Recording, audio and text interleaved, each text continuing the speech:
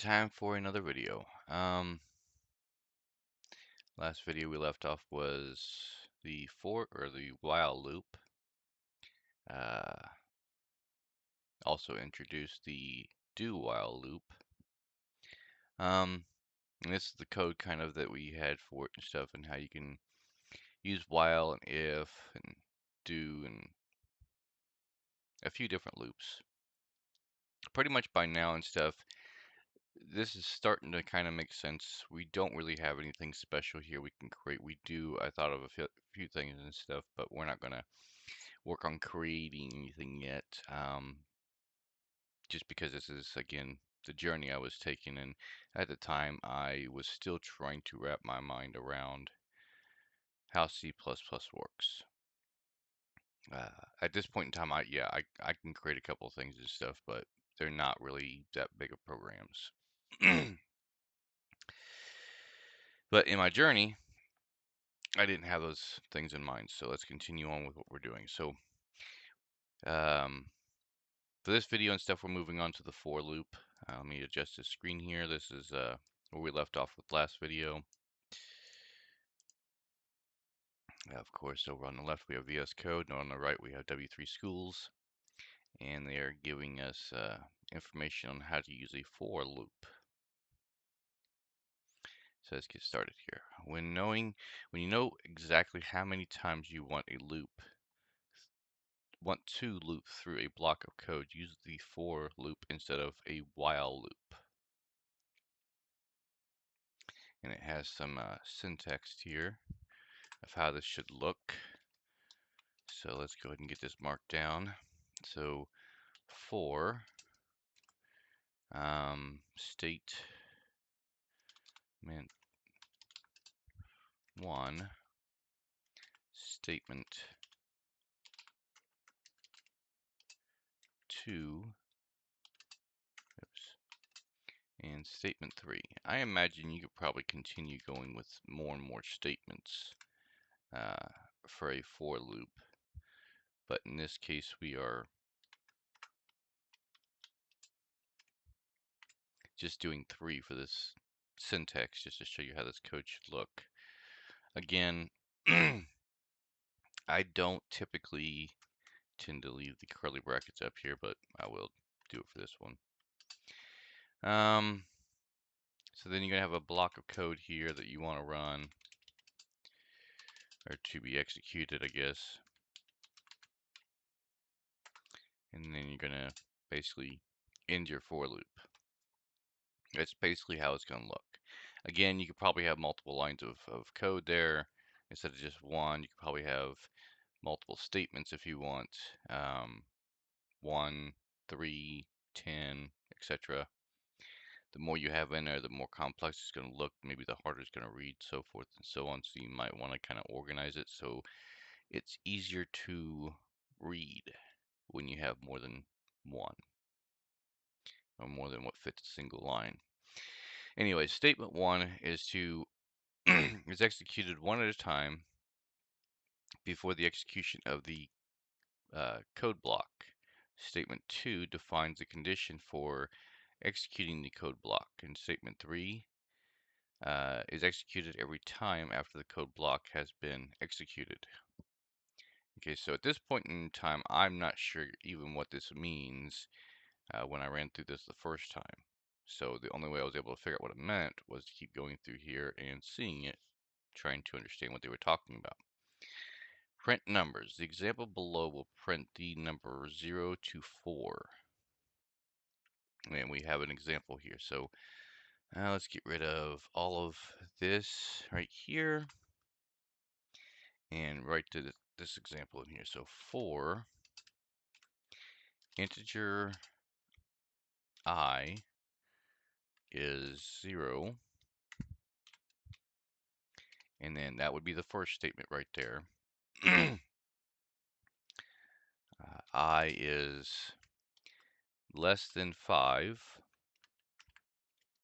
and that would be the second statement, and then I is incremented by 1. Get the right symbol in there. And that would be the third statement.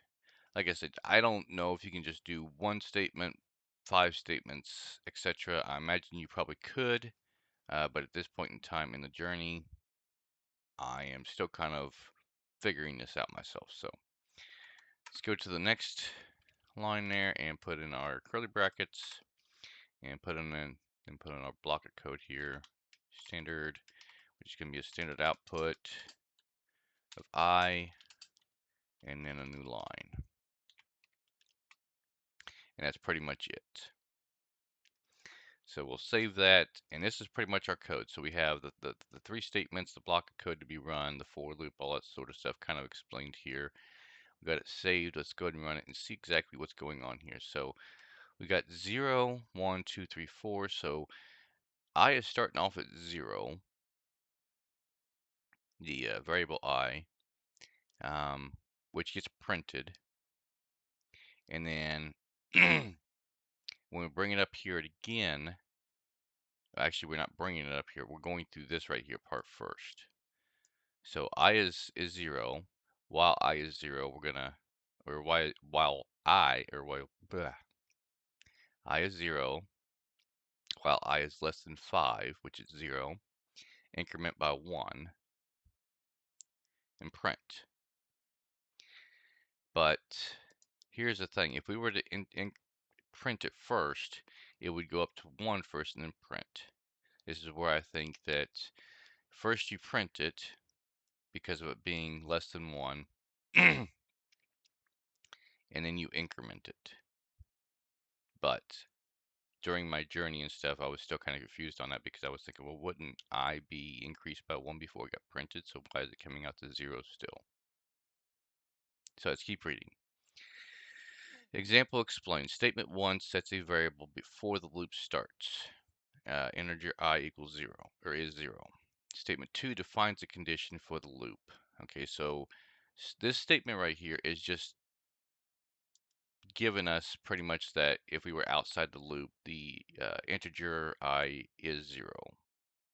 If we were outside the loop, for example, on the while or if or whatever it may be. But in this case, we can put it all in here instead of having it on the outside of the loop. Statement 2 defines the condition for the loop to run.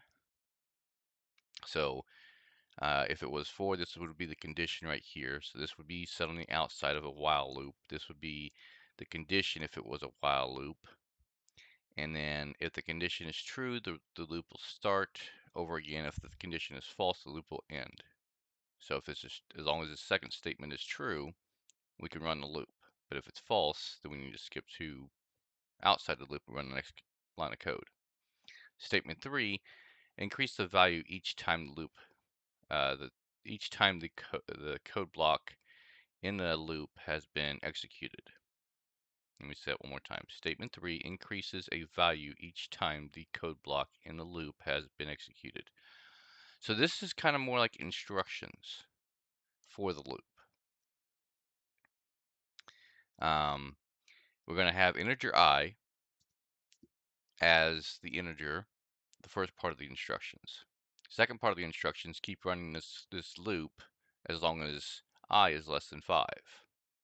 Second part of the instructions, once the loop is run, increase the value of I by 1. So then we can start running the loop, because we got all of our instructions. We got the integer, what the condition is, and what to do at the end of the loop. That's pretty much kind of what this is saying. So we run it once with 0, then we increment it, and we check and make sure it's still true, and we run it again. We keep, and basically we just keep doing that until our condition is false at that point in time. So now if you want to do that same thing and print even numbers only, you can add, it looks like you can adjust it. It looks like, yeah, you would adjust it just the same way we did with the while loops. So let me make an adjustment. The only thing I need to make an adjustment to is we're going to change the comparison operator to a less than or equal sign, change the value of that to 10. And here's something else I'm seeing. So we keep having these numbers inside these conditions or statements, etc. What if we didn't have half this stuff in here? What if, like, for example, uh, this was set on the outside? Well, then you might end up putting just I in there with a semicolon. The I with whatever and stuff. If you had another integer, a second integer on the outside of the loop and stuff, then that might be set to, like, say x and y. So x right here with a semicolon. Uh, x is less than or equal to y, and then what we're going to do with this. Maybe it'll get into that in these examples, maybe it won't, I don't know. But that's kind of just a thought. So we're adjusting for the rest of this. They changed this right here, so instead of it being incremented by 1, we're going to write in, just start right there, I is I plus 2. So instead of incrementing by 1, we're going to increment it by 2 with just a different form of the same incrementation. Now, I'm not sure if you can actually write the same incrementation as what they had in there before to go up to 2 or not. I haven't found that anywhere yet, but obviously, this can be written 3 different ways if it's only incremented by 1. But being that it's incremented by 2, there is 2 different ways we can print this. This is one way, or we can change this to this right here, and that would be another way. Something we've learned in the past so far through this. So, with this right here and stuff, all we're doing is basically giving the even numbers of I up to 10, and then in a loop. So control, save, and run it. So there's all your even numbers for the for loop. Now we can move on to the next part, sum of numbers. This example calculates the sum of numbers from 1 to 5. Okay, so we're going to do some math with this instead.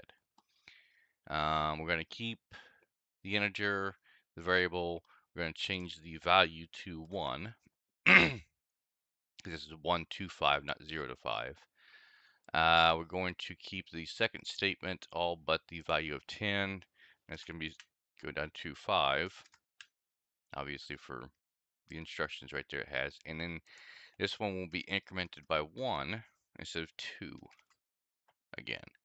Now there's something else that we're going to add in here. Actually, no. We're just going to change this block of code right here to sum is sum plus 1. But if you notice, they do actually have another variable in this example, and I didn't see that until just now.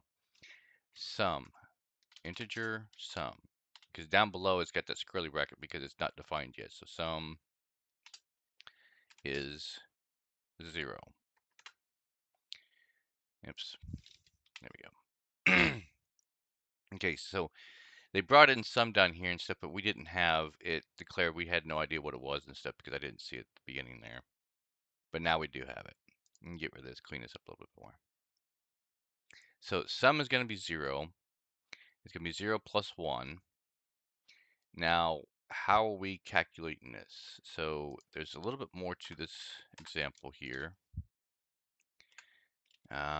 Output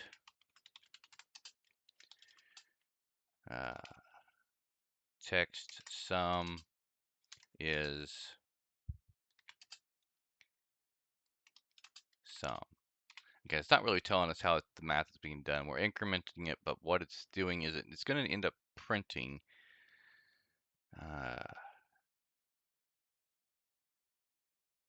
I'm looking at this right here, trying to understand it a little bit better myself because this is a refresher course for me as far as the journey is concerned. Even though I've done this before, some parts and stuff I still have to kind of look at to understand it. So we're starting off with 1. Sum is going to start off with 0. 0 plus 1.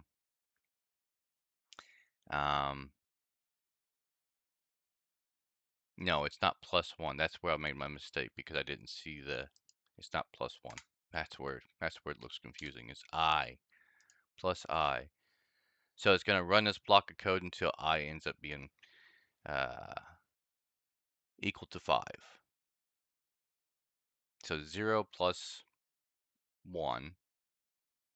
So it's gonna be 1. Now there's no output right here. The output's on the outside of the loop, so you're not going to see anything actually printed out. Just one line of code and stuff at the very end, which is basically the sum of it. So um, 0 plus 1, so sum is going to end up being 1, and then you're going to run that again. So sum, which would be 1 plus 2, so then sum becomes 3. So 3 plus and then you got 3, so that would make 6. So basically, we're running this math problem over and over and over again, X amount of times until I is equal to 5. And it just keeps adding up 1 and then adding 2 to it, and then adding 3 to it, then adding 4 to it, then adding 5 to it. So we're basically getting what 1 plus 2 plus 3 plus 4 plus 5 is going to equal as the output down here at the bottom. See, took me a minute to realize what was going on there. That's because I didn't have the block of code in there right. I was seeing it wrong. So go ahead and save this, run this. I don't know what that value is going to be, but 15. So the sum is 15. So if you added 1 plus 2 plus 3 plus 4 plus 5, you're going to end up with 15 total. Here's the thing. Is there a way we could have come up with this code ourselves? Thought of adding 5 different numbers together. Yes, there is, but it wouldn't look this small because we hadn't really learned about ifs until now. So basically, we're just 1, 2, 3, 4, and you keep changing the sum until you get to where integer I is equal to 5. But yeah, I would not have thought about putting a program like this together and stuff to get what those 5 integers actually equal up to when they're added together like this. It's possible that I could have done it before, but again, this is refreshing my mind on how something like this is done, so maybe it'll stick a little bit better. The next one, a countdown. This example prints a countdown from 5 to 1. Now, we have seen this before, but we've seen it for a while loop. This is basically telling us we can do the same thing in a for loop. We would get rid of sum in this example, because it is giving us another example. We are changing I to 5, starting out of 5, and then when 5, or when I is less than 0, we stop the loop. So we need to also change the comparison operator. And since we're going down, we need to decrement, not increase, or not increment. So, oops. And then this right here expression is going to be changed to the output to show each individual outcome until it gets to 0. So standard output I, and then every time it does it, we want a new line. Which means we also don't need the block of code on the outside of this example either anymore. We can save this. And like in the for loop, where it was counting down with Happy New Year sort of thing, this code will do exactly the same thing, and just a little bit cleaner. After a while of seeing this, you would actually get used to seeing this and know exactly what's going on. But if you're seeing this for the first time, like I did when I went through this, and this is the refresher course, understanding it again and stuff after seeing it for the first time, yeah, it just kind of starts getting natural to you. So let's go ahead and run the code, and we should see 5, 4, 3, 2, 1 in the output or in the terminal. And that's how that would be done. So seeing this stuff over and over again is what makes it to where it becomes easier to remember, sort of thing. That's pretty much it for the for loop. Let's continue on. Now we're going to go to the nested loop. So a nested for loop. So, and we've done this before, but most of the time this is with an if statement. Nested loops.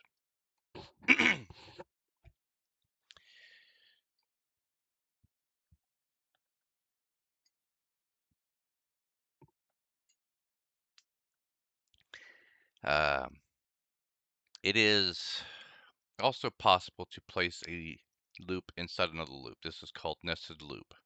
The inner loop will execute one time for each iteration of the outer loop. And I got another example here. So let's go ahead and make our example. Go to the terminal. I got some comments here, so we'll go ahead and place our comments first. This will be our outer loop. And then we got the for. We're going to change the value variable I to 1. This is going to be a different operator. We don't exactly know what they're doing yet because they didn't really say. The statement was the inner loop will execute one at a time for each iteration of the outer loop. So we don't know what's going on here in this example until we actually get it done. They didn't really tell us. They're just giving us an example of what a nested loop looks like. I'm going to change the comparison to less than or equal to. We're going to change the value here that we're comparing it to 2. And then we're going to also change this here to increment 1, or increment by 1, increment I by 1. Again, we haven't gotten to what the difference between I plus plus or plus plus I is yet, so we're just kind of going along with the example. And in this case, we're going to output, we're going to change this to, actually we're not going to even change that, we're just going to add to it. So we're going to add some text here. This is the outer loop. And then I got a comment back here. Executes 2 times. So this is supposed to run twice. And then we're going to then, actually, nope, didn't mean to do that. Enter. Actually, we're going to enter twice. Put another comment in here. This is going to be the inner loop right here. And then we're going to have another for statement, our inner loop. And then the conditions for it, or statements for it. So integer j in this case is 1. That's the first statement. J is less than or equal to 3 in this case. Increment it by 1.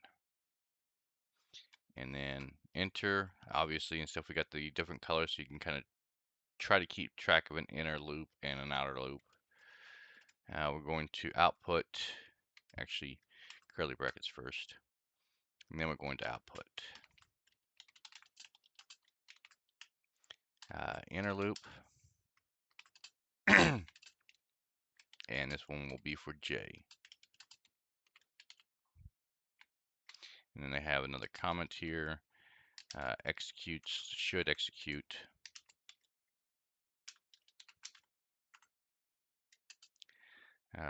6 times as represented by 2 times 3. Again, we don't really know what they're doing here, so as far as we are concerned, we are just copying an example and seeing what's happening here.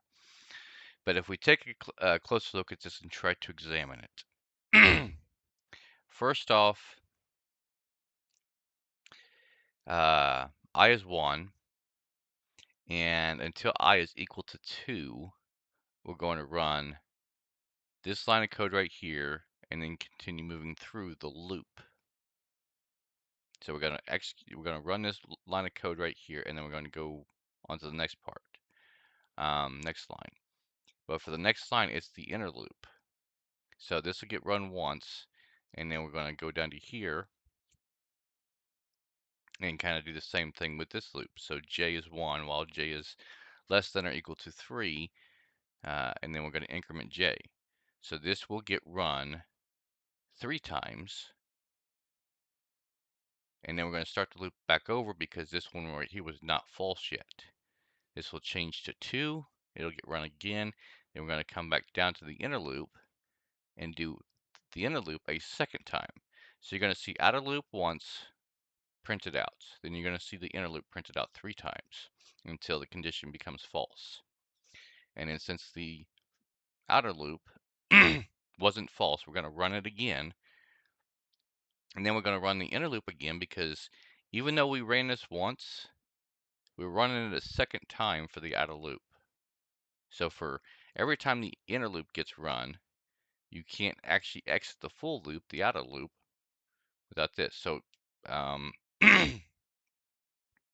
think of it like I know I have, many people probably have as well. You maybe working at a fast food place where you make hamburgers or cheeseburgers or whatever and stuff. You get an order for, let's say, 6 cheeseburgers.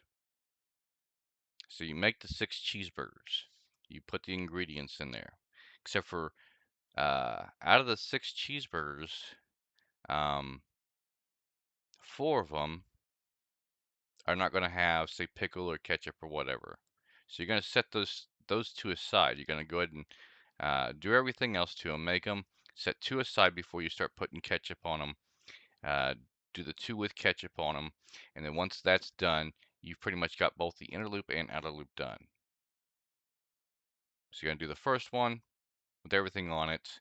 But normally what we do and stuff, I mean, it's easier just to use the same thing over and over for 3 times. And then that. In this case and stuff, it's kind of the same thing. Actually, I guess in this example, it would be 3 of 1, so 3 with ketchup only, 3 with mustard only, maybe, sort of situation. So you're gonna make the 3 with ketchup first, and you go back through and stuff, and make the 3 with mustard only. At that point in time, the only thing you gotta do is finish it up to send it on down the road because you're done with the loop. You're done repeating your process over. To go ahead and save this the way this is, that's the best example I can come up with. I'm sure you probably come up with other examples of how this would compare to something in real life, and they may even have a real life example of how a code like this may work. We'll find out later. But yes, the outer loop right there, 1. The inner loop, run 3 times. The outer loop again, run a second time. Inner loop again, run 3 times. So you kind of see that right there. Outer loop twice, inner loop 6 times total. Outer loop or inner loop 3 times for every 1 outer loop. So this can get really long, especially if you have 10. So if you end up running the outer loop 10 times, you're going to end up having a lot of code right here and stuff for the inner loop, because the inner loop is going to run for every 1 time the outer loop runs. That's why they kind of have it minimized down to 2 and 3, because you're already getting 8 times this is looping total. So that's that example. Coming down to the next thing here, multiplication table example. This example uses nested loop to print a simple multiplication table, 1 to 3. Okay, so our adjustment here is going to be, in fact, let me move this back over all the way so we can see the entire thing there. So for the outer loop, we still have I is 1, I is less than or equal to, but we don't have it by 2. Instead, in this case, we have it 3. And we're still incrementing it 1, but they flipped it, so it should be, instead of plus plus I, it's I plus plus. Again, I do not know what the difference is yet. I do not remember. Instead of printing anything for the outer loop right off the bat, we're going to just skip to the inner loop. I'm going to go ahead and leave the comments in there, but we're going to bring this up because we're not even going to print anything out for the outer loop right away. We're going directly to the inner loop in this case, which is still going to be j is 1, and it's still going to be j is less than or equal to 3. Again, we're switching this just the same way we did the other way with the outer loop, j plus plus instead of plus plus j. We're not going to have an inner right here. Instead, we're going to take this, remove this, and the example here looks like it shows I times j. You know, if I can get that in there right. There we go. I times j, and then a new line, because it's going to be run several times. And they have an output right here, but I'm not seeing anything in the output. So after the inner loop, they have an output right here. I'm not really understanding the output. I probably won't understand until I see the code run. They probably want the outer loop printed, but I'm not sure. Let's just get this put together and see what happens here, and maybe I'll understand it after. Go ahead and save it there, and then run it. And what we have here,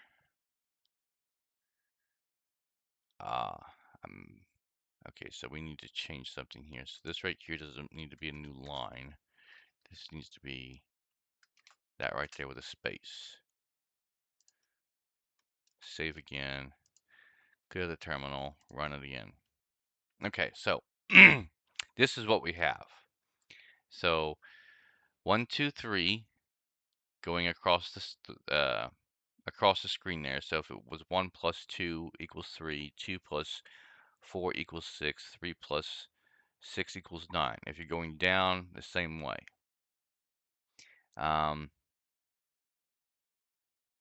But this was supposed to be a multiplication table here. Why is that in the way? There we go. I'm not sure where. So maybe it's the idea of 1 times 1 is 1, 2 times 2 is 4, 3 times 3 is 9. Maybe.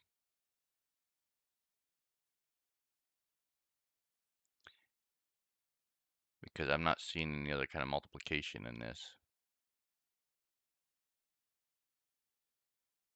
It is doing some multiplying and stuff, but or it could be the idea. Yeah, that's the only thing I'm thinking is if you were to take it diagonally. 1, since there's nothing diagonal of 1 in any direction, is 1. It would be just multiplied by itself. 2, since there is a 2 diagonal from it, 2 times 2 is 4. Same thing with 3. And obviously 6 times 6 is 9. So I'm not sure exactly. I mean, this is the answer, the result we got. But it's kind of confusing because it's supposed to be a multiplication thing. Maybe, yeah. Maybe if they put some labels in here, that would probably help. But they don't have any labels in here, they just have the result. I assume, looking at their example, yeah, they don't have any labels in their example either. Which gets this kind of confusing, I guess. Because most of the time, if you have a multiplication table, you normally have something to indicate what each side is. But since there is no sides of labeling and stuff, we don't. But our code, here's the results that they have on the screen. Again, if you look at the terminal that they have print out and stuff, that's what they have there. Ours is coming out looking the same way, so obviously this is working.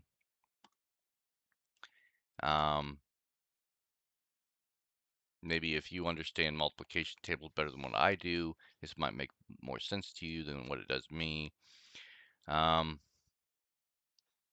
If I was to look at the code, So we're going to print I times j,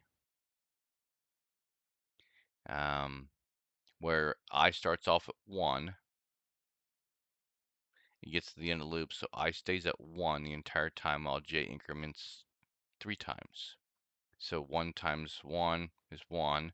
1 times 2 is 2, which is where you're getting this. 1 times 1 is 1. 1 times 2 is 2.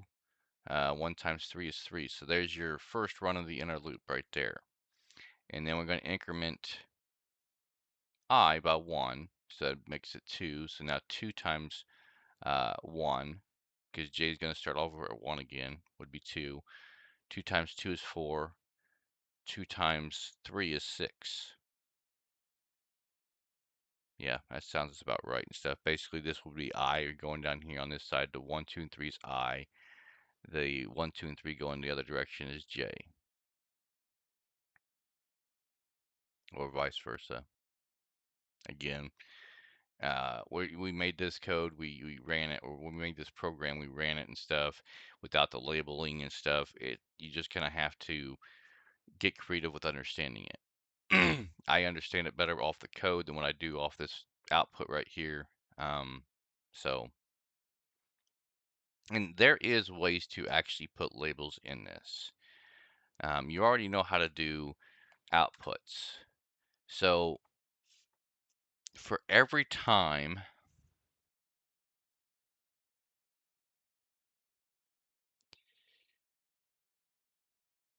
you would have to put another loop in there to label it, I believe. Because you probably have to do the whole do loop, because you want it to print up once for every time it does the multiplication of I. So yeah, it would be complex, another loop instead of a loop to get the labels in there properly. Because you're only going to want it to print up one time. You're going to want J over here on the side, J over here on the side, J over here on the side, but just one time. And then I right here, and so forth and so on. Anyways, let's keep moving on. Getting stuck on one part and stuff doesn't really teach us anything. We just wrote the code. We know that it works.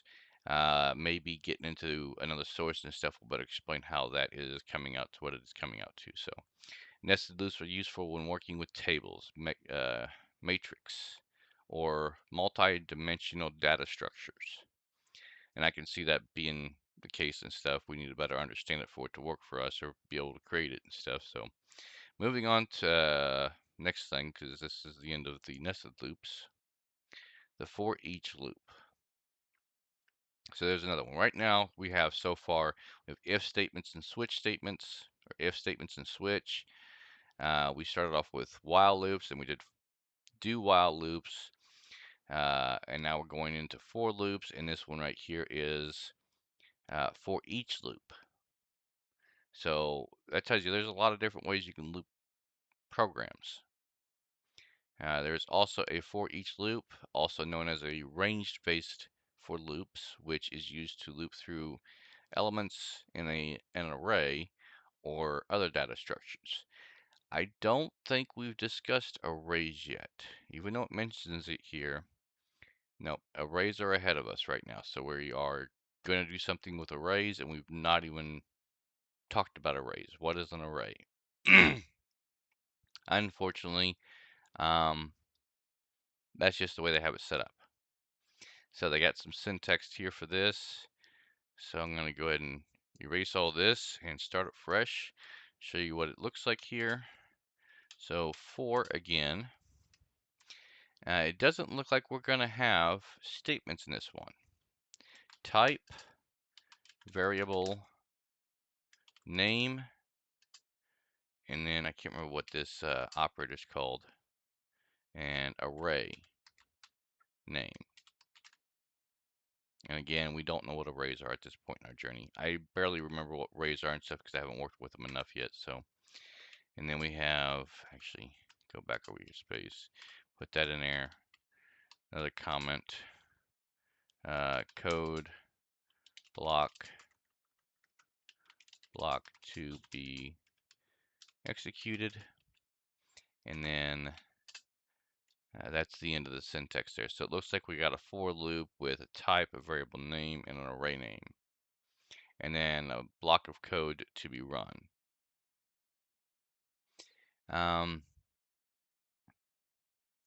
So the following example right here outputs an element in an array using a for each loop. So now we got our first example. So let's go ahead and get rid of all this, because this doesn't pertain to what we're doing anymore. It kind of does, but not really. First thing we're going to do is declare an integer, my numbers, plural, s. And we're using the same kind of bracket here that we did with char when we wanted to either indicate a length of the char or individual characters for a string. In this case, though, it's going to be looks like a list of numbers. So maybe that's what an array means at this point in time. I kind of know what it means, but since we haven't got to that part of our journey, we're kind of just guessing. So we're going to have a list here: 20, 10, 20, 30, 40, and then 50. And then we're going to end the statement. So if you ever want to do a list of integers, this is how it would be done. There's a lot of things going on here that W3 Schools is not telling you about that my other sources will. When we declared an integer before, we were only declaring one. We weren't declaring multiple things for the same integer. I can't even say this is actually the correct way of doing an array, because it hasn't discussed arrays yet. But in this case, the only thing I can presume when I went through this the first time is that my numbers represents this list of numbers, this entire list, not just one number. And this right here is indicating how many values we have in this list. Also notice that we do still have the same operator here, and we've seen the square brackets, but we've never seen the curly brackets for a value yet. What is that? Anyways, moving on. So we got our list, we got our array apparently. I guess that's what that is an array. And then we got our for loop. We got, what we're going to have is the type. So it's going to be the integer. And then we're going to have the variable name.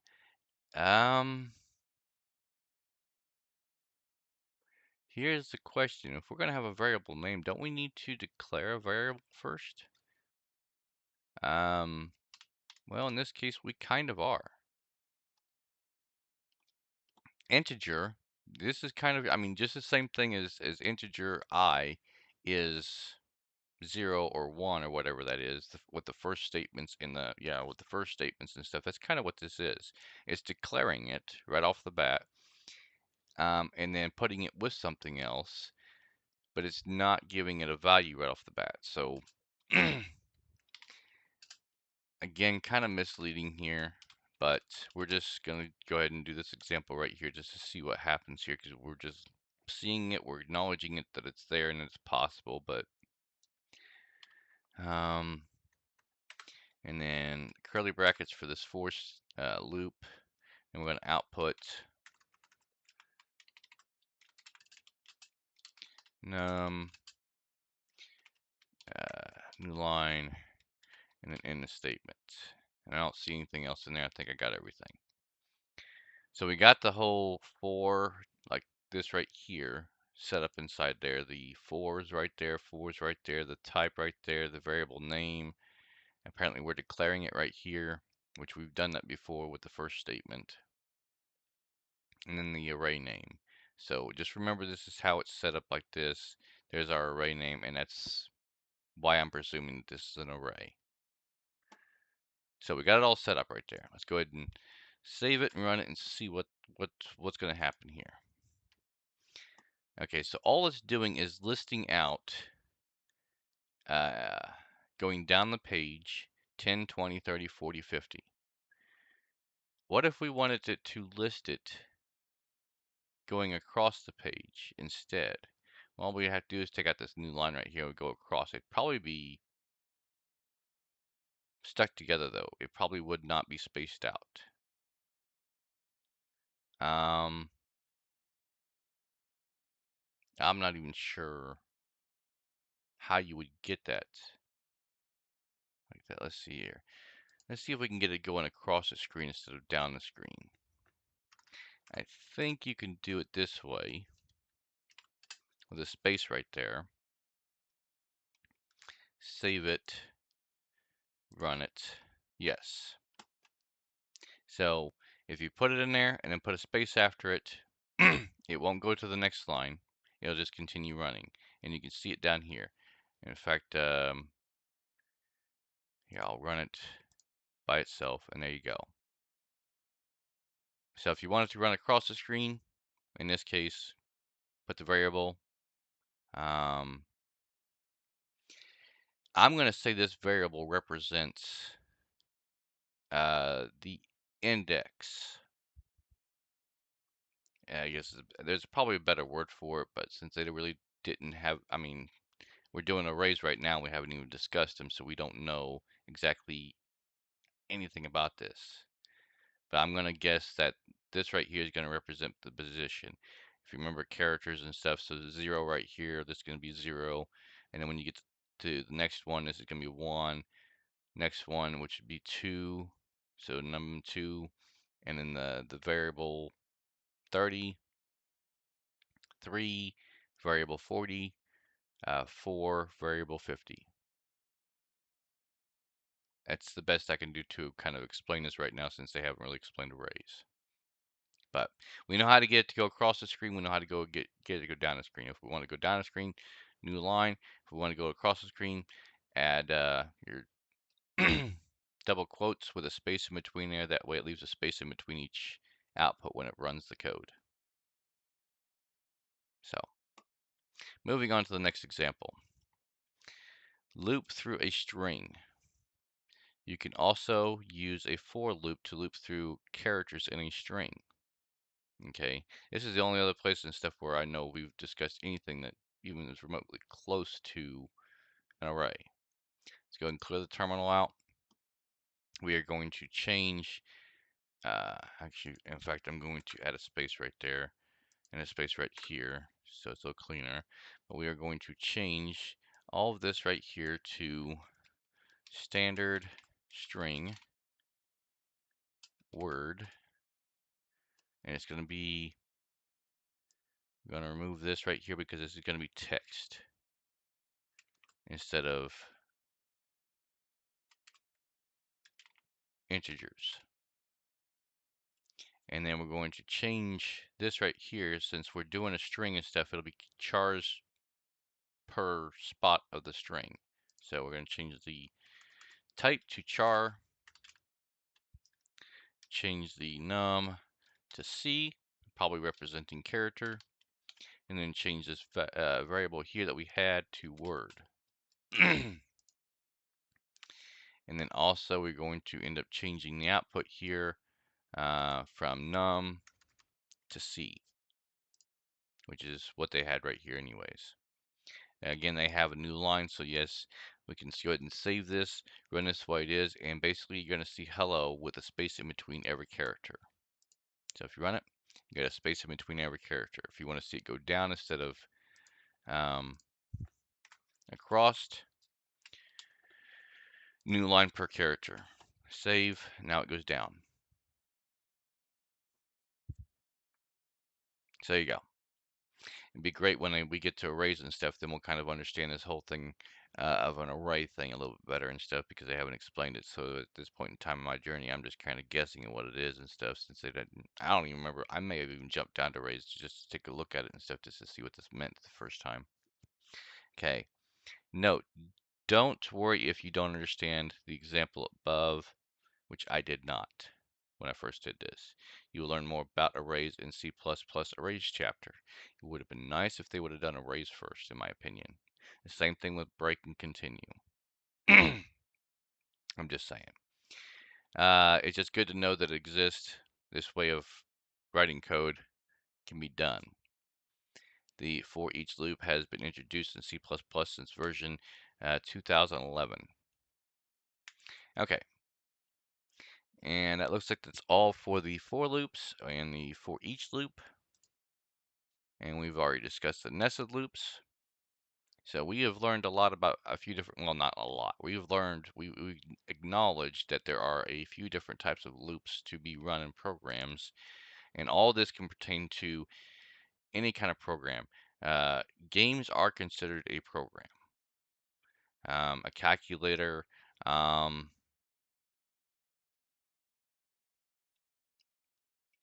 can't think of anything else right off the top of my head, but yes, there are many, many other examples. In fact, we're getting into that right now. Real life examples of how this can be done. To demonstrate a practical example of the for loop, let's create a program that counts to 100 by 10. Alrighty, so we don't need this statement here, this output here anymore. In fact, we'll bring it to there. We're going to bring back our statements, so we don't need this. We'll go ahead and write the example in here. Integer, excuse me, I is 0. I is less than or equal to 100. So once it reaches 100, it should be jumping out of the loop or be done with the loop. I is incremented by 10 in tens. And then all we're going to do at that point in time is output I. Again, you can have it go across the screen if you just put a space there, or you can have it go down the screen with a new line there. That's pretty much the full extent of the example. And you've seen this before, because now we're going to go down until we get to 100. Starting with 0, actually not 10 though. So that's the first example. Sorry. The thing about it is and stuff is this is not actually, in my opinion, a real life example. I still don't see how this can be used in real life. Even the first time I did this and stuff, I don't see how I could use this in real life. I kind of understand it now that I've gone through it all, how this can be used, but I have not used it yet for any programs, but I also have not created any programs myself yet either. In this example, we create a program that only prints even numbers between 0 and 10. Again, that's not going to be a real life example. It's just demonstrating and stuff. Change this value to 10, change the incrementation to 2, and now you're doing 0 to 10 in even numbers only. You've already done that once before. Another example here, we only print odd numbers. Okay, so we still do the incrementation by 2, but we start at 1 instead of 0 and go to 10. So if you want to do even number, you should start at 0. I'm going up to 10. And we're not incrementing by 10 anymore, we're only incrementing by 2. Easy enough to save that and run that, and you see incrementing up to 10 every 2 numbers. If you want to do odd numbers, you would change this value to 1, so it starts at 1 instead. Control save, run it. Now you're doing the odd numbers. This said real life examples. I don't see how this is a real life example of anything, but the next example is, in this example, we print the power of 2 up to 512. Okay, and then so we're starting with 2,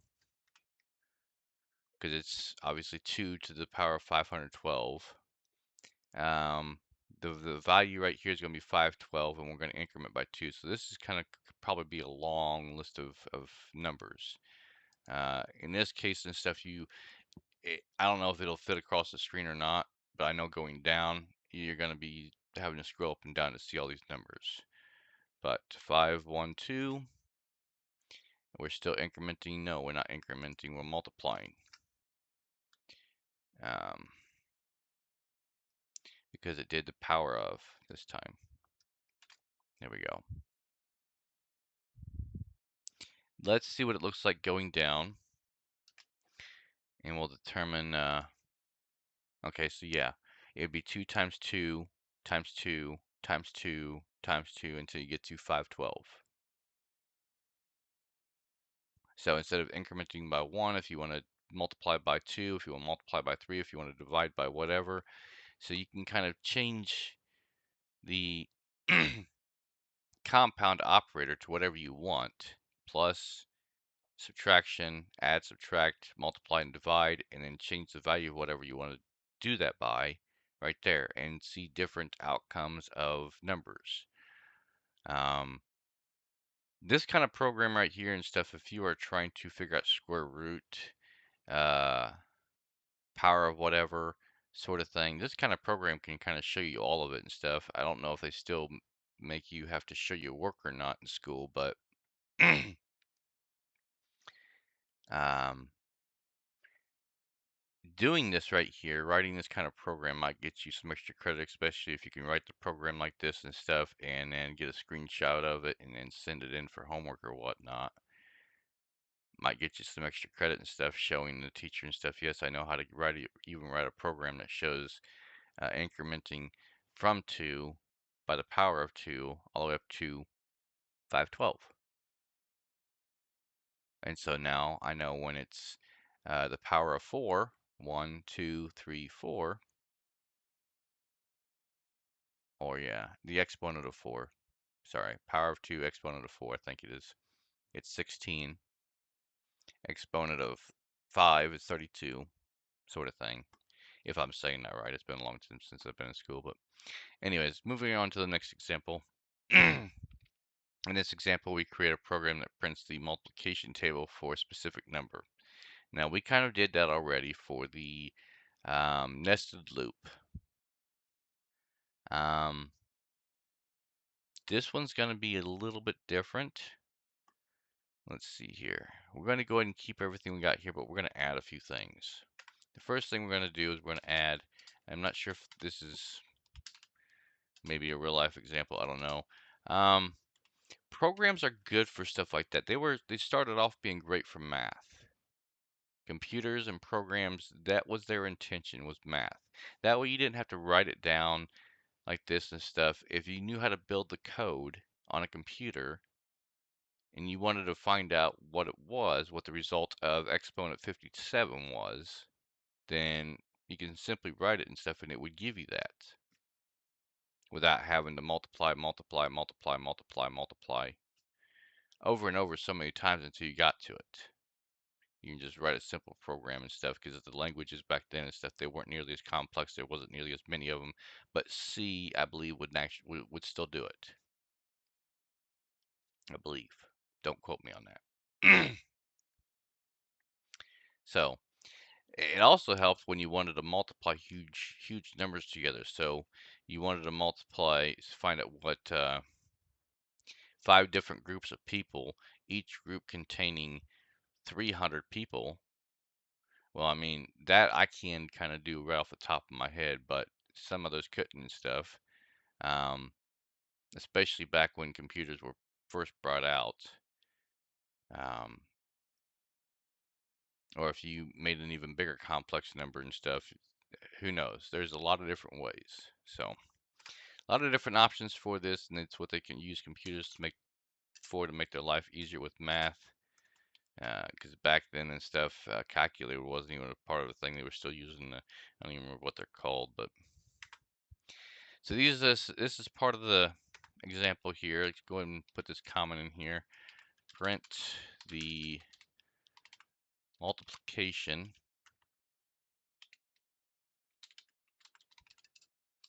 table for the number 2. If I can get that in there. And then we got the for loop right there. They don't have the integer in there because it's already been declared. In fact, up here, so you don't have to put the type in there this time. We're going to change the value here of what it is to 1. We still have the next one correct, except for the value right here is not the same. It's only 10. And the incrementation is changed to 1. And we're not multiplying.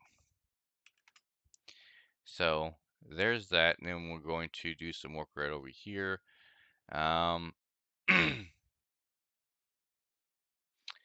Since we have the number right there, here's how we're going to make this adjustment. We're still going to keep I in there, but we're going to add to this output. So it's going to be number, the statement at the very top, integer number equals 2. And then we're going to have some text, x. So basically it's going to be the number 2 in text times, and then what it's being multiplied times. And then after that, I'm going to actually change this to the next line here. So I'm going to bring this down to the next line so I don't have to worry about it going off the screen here. So we got I there. This next is going to be another text with the equal sign. And then after that, space this number times I. And then that'll be finished. Finish it right there. Clear the terminal out. So it looks like right here we're going to have the number 2, the text printed X, so it'll be 2 times whatever currently I is. And this first one, instead of the first printout, is going to be 1, and it's going to equal number times I. So it'll be 1. So it'll be 2 X I equals 2. And it's going to redo this every time, but give you a different value for I in 2 different forms. First off, it's going to give you what 2 represents a second time around in a loop, and it's going to multiply that new value by 2 in a second loop as well. So let's go ahead and save this, print this, run this so you can just see it, and there you go. So you got 2 times 1 equals 2, 2 times 2 equals, and it runs through this loop, it looks like 10 times total, giving you pretty much even numbers all the way up to 20. So pretty simple stuff there. That might be helpful too and stuff. That way you know the multiplication tables and you can go as far as you want and stuff with that. Clear up to 2, 3, 500, thousands, whatever. Alright, and that looks like to be it of it because there's a challenge right here. You're welcome to do the challenge if you want to. I'm not going to do the challenge. In fact, I'm going to move on to, and we're going to get to break and continue next. But that'll be in the next video. If you don't remember the break and continue, we never discussed the continue, but we did discuss the break a little bit in the switch. Now we're going to get a little bit more into detail, not fully into detail most likely, but that'll be the next video. I think that'll be it for this video. I'll make another video here in a little bit, or tomorrow, one or the other, on break. Hopefully it doesn't last as long as what this one does, especially since it doesn't have a huge category of things. So, if there's anything, again, I said that was incorrect, feel free to correct it in the comments. Any questions you have, put them in the comments. Any comments you have, put them in the comments. I hope you enjoy this video, and that'll be it for this video. We'll continue next time on Break and Continue. Oh, thank you.